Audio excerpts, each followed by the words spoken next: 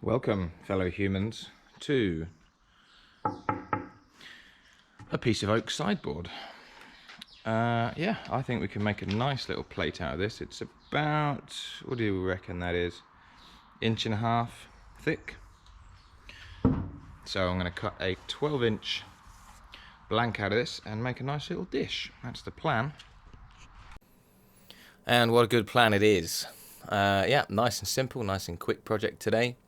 No messing around, no epoxy, no colour, no nothing. Just a nice piece of oak on the lathe, spinning at 1400 RPM, freshly sharpened 40/40 bowl gouge on the go, and we're off.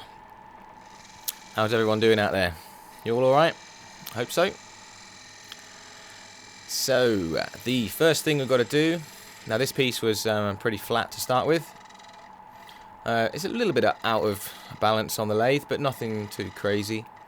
There might have been a slight angle on my mortise that I drilled in the back to fix it to the chuck, but nothing too crazy. Now this oak is obviously very dry. It must have been well seasoned before it was even turned into a sideboard, so it was quite tough going in places. Kind of what I'd expect from oak. So the first thing we're going to do is decide on our swept shape and start putting that in. Just flattening off the bottom here, and that's going to be my foot area. So I could have gone for a rounded shape on the bottom, but I decided against that. I wanted an upswept bowl, so that's what we're going with. That's got the bottom nice and flat now.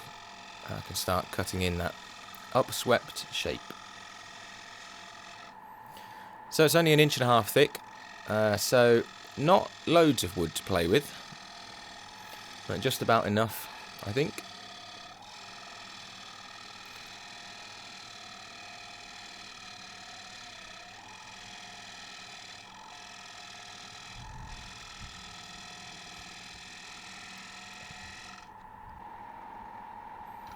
Okay, time to actually get the piece into fully round. Take the edge off.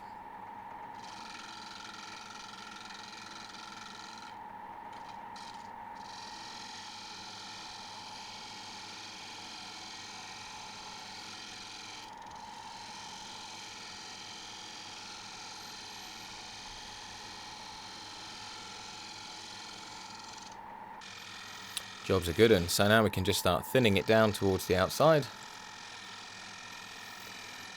Probably going about 1/8 of an inch at a time with these passes.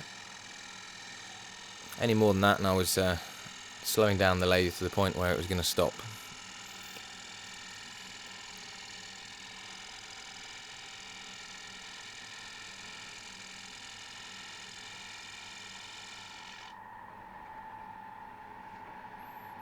Quite a mix of directions in this in the oak, so I wasn't getting any nice ribbons, but then it's made of blocks, isn't it, so I wasn't going to get any crazy ribbons coming off.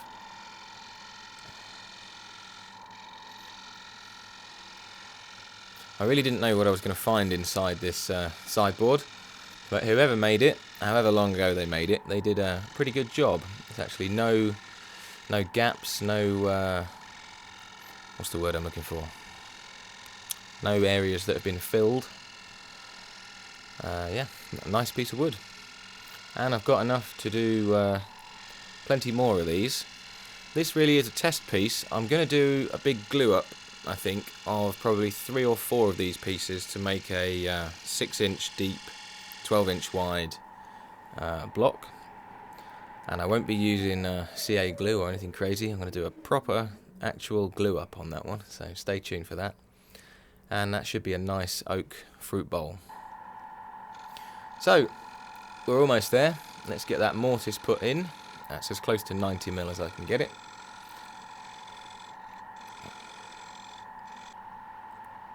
And there was a little curve on the inside there, and I thought I'd use my freshly sharpened carbide just to see what happened. I don't often use carbide on wood, but it made a nice job.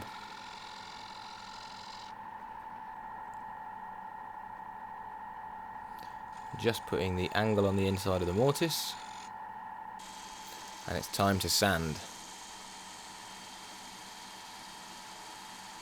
Started sanding at 120 grit and went up to, what did I go up to? 400, maybe 600, somewhere in that region. Oak, really forgiving with the sanding. You don't need to go crazy high. So that's the sanding paste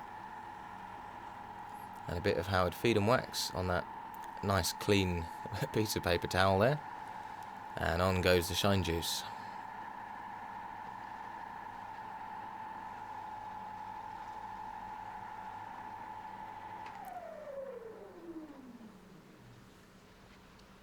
Alrighty, some interesting patterns going on in there.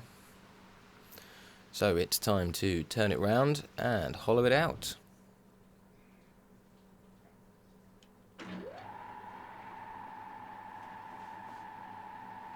So the first thing I did, I want to take the walls off the mortise, just so I'm not cutting into empty space when I get to that point on the bowl.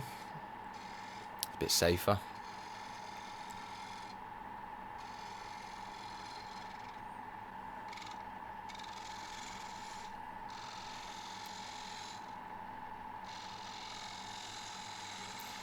Quite tough stuff again.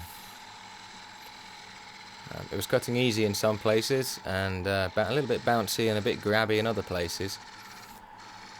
And I assume that's because the direction of the grain is changing many times as it spins round. But we persevere. It wasn't too bad, just slow and steady and light cuts, and we got the job done.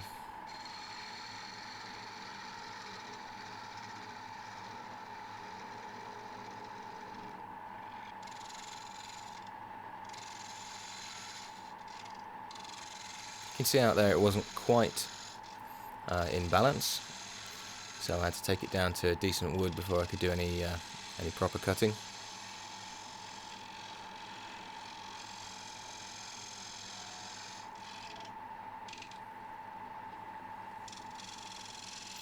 So the idea with this is I want to get it to somewhere between 1/8 and 1/4 of an inch thick, all the way down and round.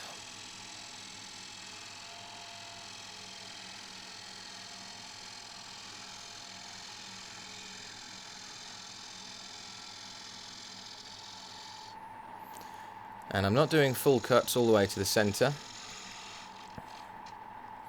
because I want to keep some of that weight in the middle of this piece to stop it flexing as I get the outside thin.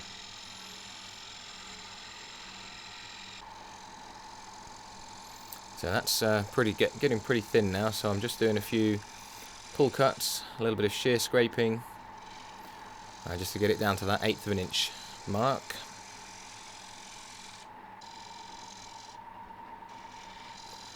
It was really enjoying that shear scraping cut. Nice actual ribbons coming off for the first time today. And it's strange what works sometimes.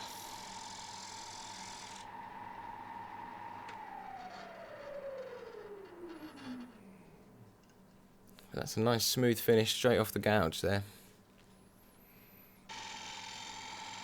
So just time to hog the middle out of the piece, and we will be on to sanding, folks.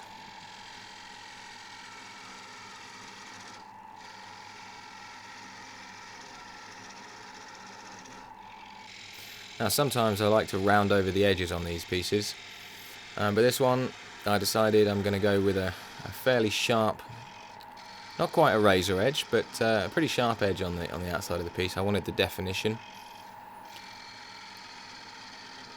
So we're getting down to where we want to be. That, I believe, is the last push cut.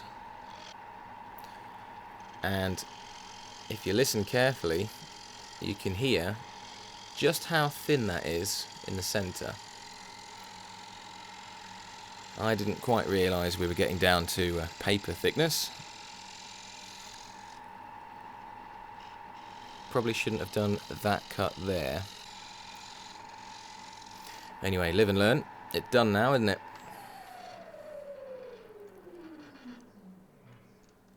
Give it the tap test. Yep, that's thin, folks.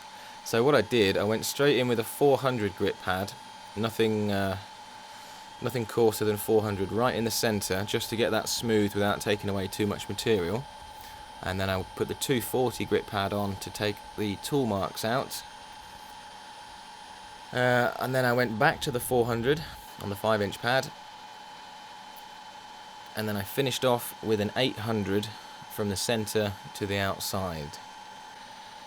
There's the 800 grit. Because I really didn't want to join the funnel club on this one, that would have been a complete waste. And I didn't want to put any friction polish on it or anything like that, so I just went for a Howard Feed and Wax top, which when it's cured will be perfectly food safe.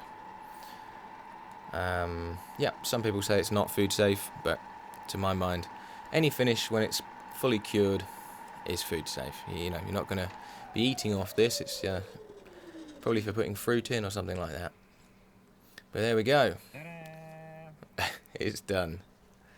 Not a bad little piece, that one, if I do say so myself. Nice and classic shape. So if you've enjoyed the video, give it a thumbs up and a subscribe and all that good stuff. And I hope you have enjoyed it. And yeah, I will see you back here soon for another video, folks. Cheers.